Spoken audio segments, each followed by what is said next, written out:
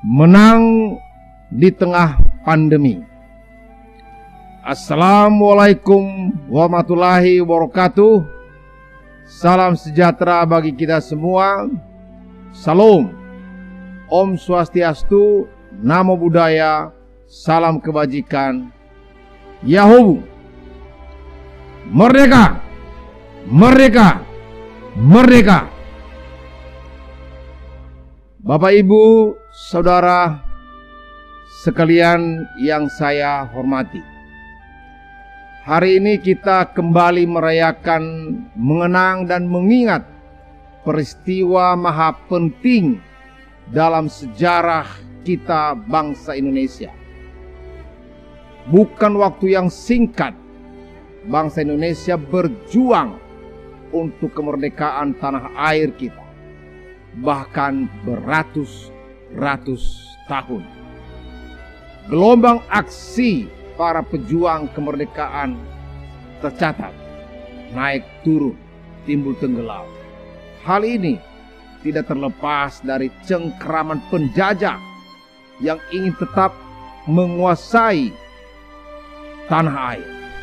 Tapi jiwa para pendahulu, jiwa para pejuang pada masanya tetap menuju ke arah cita-cita untuk menentukan nasib bangsa melalui pintu kemerdekaan menjadi negara yang berdaulat. Puncak perjuangan pada tanggal 17 Agustus 1945, kemerdekaan bangsa Indonesia diproklamirkan oleh Bung Karno dan Bung Hatta atas nama bangsa Indonesia sebagai proklamator kemerdekaan bangsa Indonesia. Apa makna penting kemerdekaan bagi bangsa Indonesia? Yang pertama, bahwa dengan proklamasi kemerdekaan pada tanggal 17 Agustus 1945 adalah puncak perjuangan bangsa untuk menentang kaum penjajah dan menjadi satu negara yang merdeka. Dengan kemerdekaan bangsa Indonesia mendapat suatu kebebasan, bebas dari segala bentuk penjajahan bangsa asing, bebas menentukan nasib bangsa sendiri, bebas menjadi bangsa yang berdaulat, bahkan menjadi bangsa yang memiliki tanggung jawab sendiri dalam hidup bermasyarakat, berbangsa, dan bernegara. Kemerdekaan juga merupakan jembatan emas atau pintu gerbang untuk membangun menuju masyarakat yang adil dan makmur. Dan yang terakhir, dengan kemerdekaan tidak berarti perjuangan bangsa telah selesai, tetapi justru ada tantangan, ada tuntutan yang baru bagaimana kita mengisi kemerdekaan itu dengan pembangunan yang bermanfaat untuk kelangsungan hidup bangsa Indonesia ke depan menjadi bangsa yang maju, menjadi bangsa yang memiliki daya saing dengan bangsa-bangsa lain. Bapak, Ibu, dan Saudara, kini sudah 76 tahun kita merdeka. Kita proklamirkan dan kumandangkan bahwa bangsa Indonesia adalah bangsa yang merdeka, bangsa yang memiliki jati diri. Maka kita berharap jadi negara yang maju, modern, punya daya saing, dan menjadi masyarakat yang madani. Bapak, Ibu, saudara-saudara yang kami banggakan, bukan hal yang mudah bagi bangsa kita melewati masa-masa sulit karena wabah atau pandemi COVID-19 yang masih melanda dunia.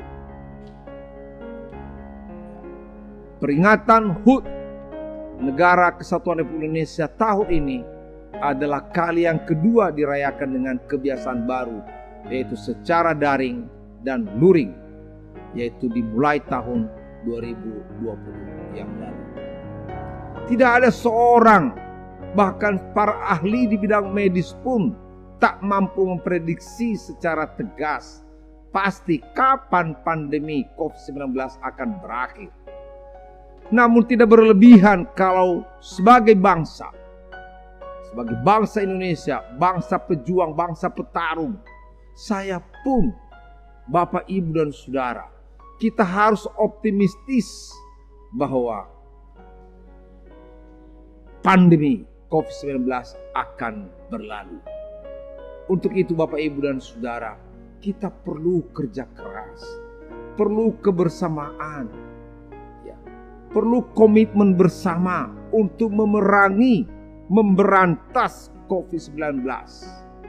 Dan itu sungguh usaha kita bersama, bekerja sama antara seluruh stakeholder, bukan saja pemerintah, tapi juga semua unsur masyarakat harus bekerja bersama.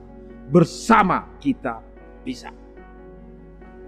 Tema HUT Negara Kesatuan Republik Indonesia yang ke-76 adalah Indonesia Tangguh, Indonesia Tumbuh. Tema ini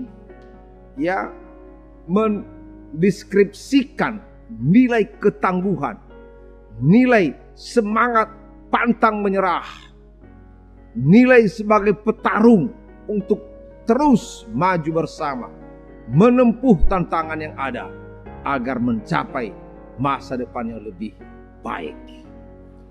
Dalam peringatan Hari Kemerdekaan Negara Kesatuan Republik Indonesia yang ke-76, kita dituntut untuk kembali menggelorakan semangat kemerdekaan agar tidak terus-menerus kalah dengan kondisi pandemi global yang memang menyerang hampir semua aspek kehidupan di seluruh dunia.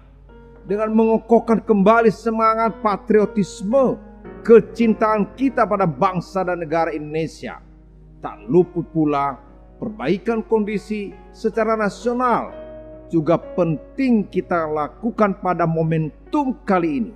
Mengupayakan kebangkitan tidak saja di bidang kesehatan, ekonomi, pendidikan, sosial budaya, agama, dan politik. Pada intinya semua aspek kita berbangsa dan bernegara.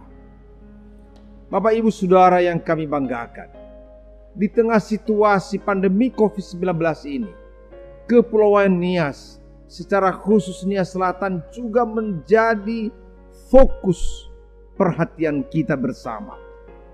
Berbagai aspek kehidupan berbangsa dan bernegara menjadi tantangan tersendiri bagi Kepulauan Nias sebagai daerah 3T. Saya ulangi, 3T, yaitu daerah kepulauan terluar, terisolir, dan tertinggal. Akibatnya apa? Akses pelayanan dasar itu rendah. Kapasitas sumber daya manusia juga terbatas. Akses ke lembaga keuangan pun, pasar, aktivitas ekonomi juga rendah. Akses stabilitas dan koneksivitas wilayah ke pusat-pusat pertumbuhan juga kurang. Pemahaman tentang manajemen aset dan sumber daya alam secara berkelanjutan juga kurang, bahkan memprihatinkan. Terakhir, perhatian pada karakteristik sosial dan budaya lokal juga dirasakan sangat minim. Untuk menanggulangi kesenjangan, tantangan tersebut dibutuhkan kebijakan asimetris dalam mendorong pembangunan daerah Nias Selatan pada khususnya dan Kepulauan Nias pada umumnya. 1. Diperlukan paradigma baru dalam membangun dengan mempertimbangkan karakteristik sosial dan budaya daerah Nias. Penting juga peningkatan kemampuan atau life skill dalam penerapan teknologi tepat guna berbasis komunitas di daerah terpencil. Perbaikan mutu, pemerataan pelayanan pendidikan, kesehatan, sanitasi, dan air bersih, serta perumahan bagi rakyat. Perlu juga inovasi untuk meningkatkan inklusi keuangan dan pengembangan pasar. Peningkatan kualitas serta akses transportasi dan telekomunikasi perlu ditingkatkan untuk mendukung tidak saja pengembangan pariwisata, tapi juga perekonomian berbasis pertanian dan perikanan. Strategi untuk menguatkan perdagangan lintas daerah itu juga perlu ditingkatkan, serta inovasi untuk manajemen aset dan sumber daya alam yang berkelanjutan penting menjadi pemecahan terhadap masalah.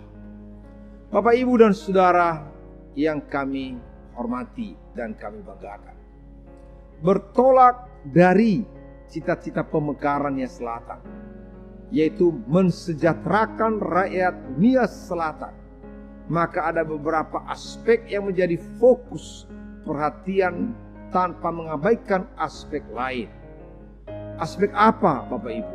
Itu aspek pertanian, pendidikan, dan kesehatan. Di bidang pertanian menjadi keniscayaan untuk memanfaatkan teknologi pertanian modern, dari mengandalkan tenaga manusia, cangkul, ke teknologi pertanian dengan berbasis pada mesin. Bibit unggul perlu diupayakan oleh pemerintah.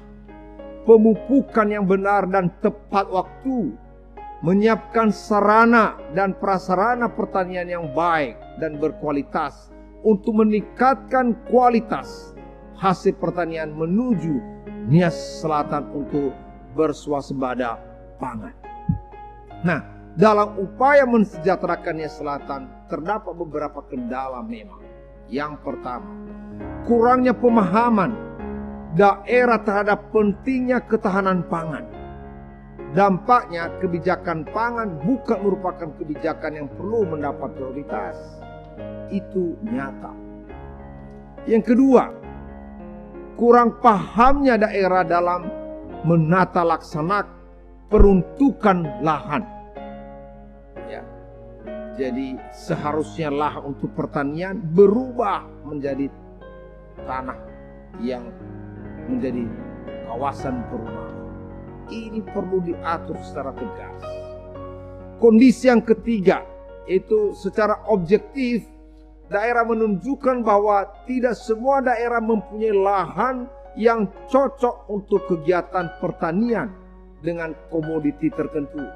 Sehingga pada daerah yang tidak mempunyai lahan yang cocok harus melakukan intensifikasi pertanian dan melakukan pembelian produk pangan melalui perdagangan antar daerah. Ada koneksitas, jadi saling berbagi, saling memenuhi kebutuhan satu dengan yang lain.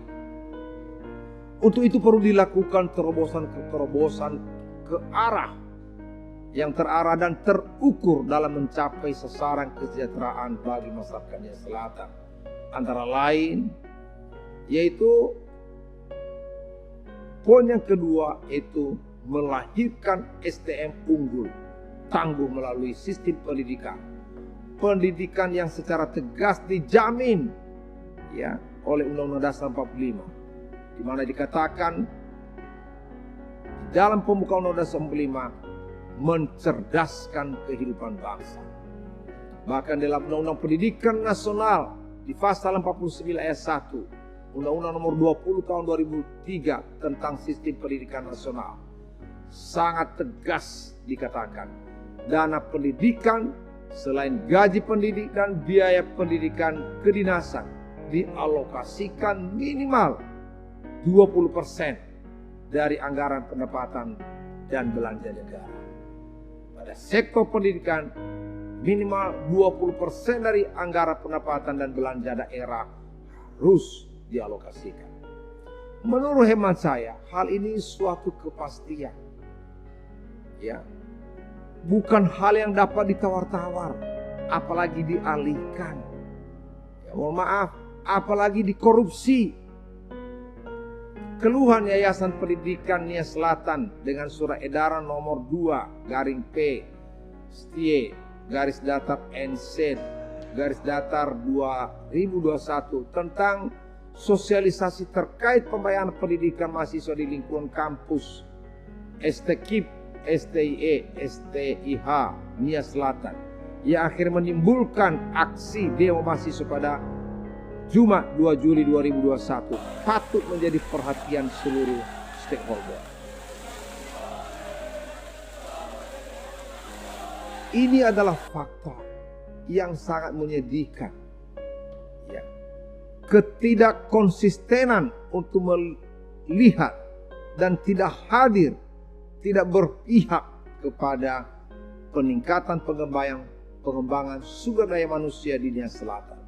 Bahkan kalau kita selidiki lebih lanjut di dalam undang-undang yang berlaku secara khusus di daerah itu Perda di Nia Selatan, sangat jelas tertuang bahwa biaya pendidikan itu gratis untuk putra putri Nia Selatan yang ingin melanjutkan studi di Yayasan Pendidikan Nia Selatan dan perguruan tinggi lainnya.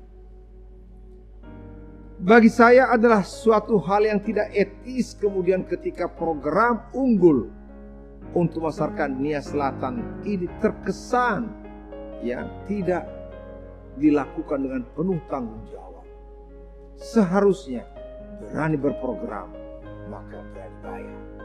Sehingga ada kepastian dan ada ketenangan bagi putra-putri Nia Selatan untuk meraih masa depan ke arah yang lebih baik.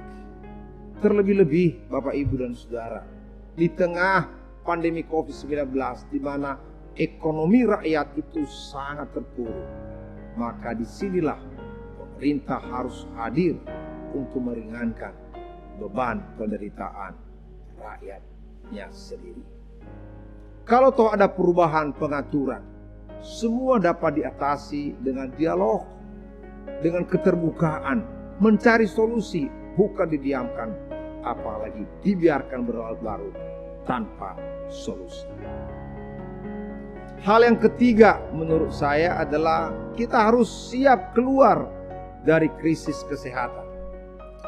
Kondisi darurat akibat COVID-19 dalam kerangka negara kesatuan tidak hanya menjadi tugas dan tanggung jawab pemerintah pusat,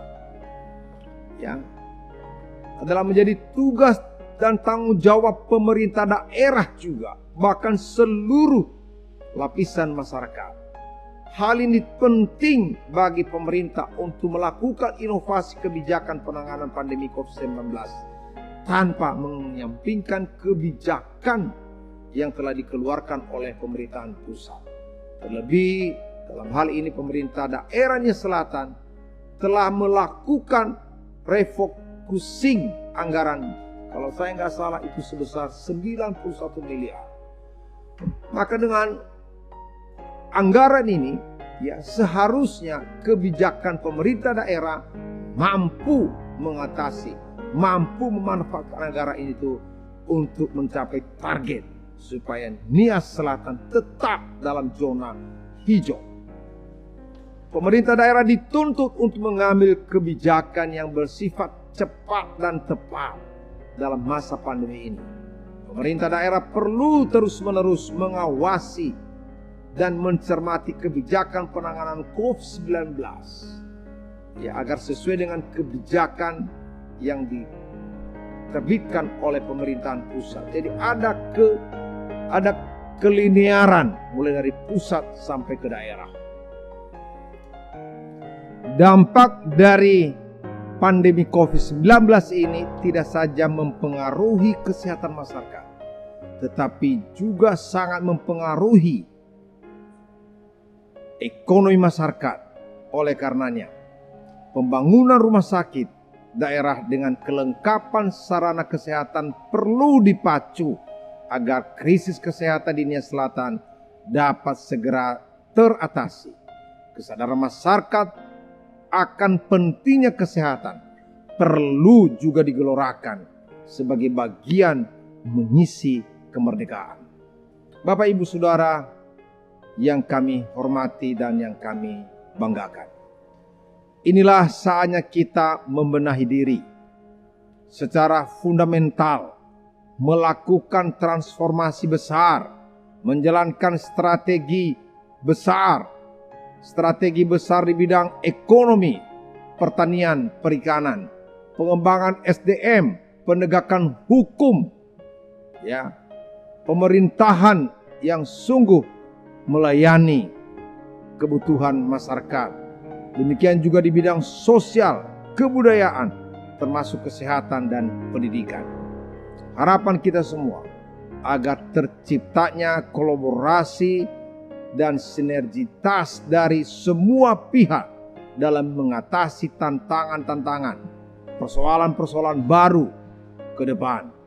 Kita tetap optimis dan tentunya berlindung kepada Tuhan. Mari Bapak, Ibu, dan Saudara, kita lakukan apa yang harus kita lakukan. Biarlah Tuhan menyempurnakan kekurangan dan kelemahan yang ada. Kita semua harus hormat dan taat kepada pemerintah daerah Nia Selatan yang sekarang ini. Sebab sesungguhnya tidak ada pemerintah yang tidak berasal dari Tuhan. Amin. Demikianlah yang dapat kami sampaikan pada kesempatan yang berbahagia ini. Lebih kurang kami mohon maaf. Wassalamualaikum warahmatullahi wabarakatuh. Salam sejahtera bagi kita semua. Salam. Om Swastiastu. Namo Buddhaya. Salam kebajikan. Dan terimalah salam khas kami dari Nias. Yahubu. Merdeka! Merdeka! Merdeka!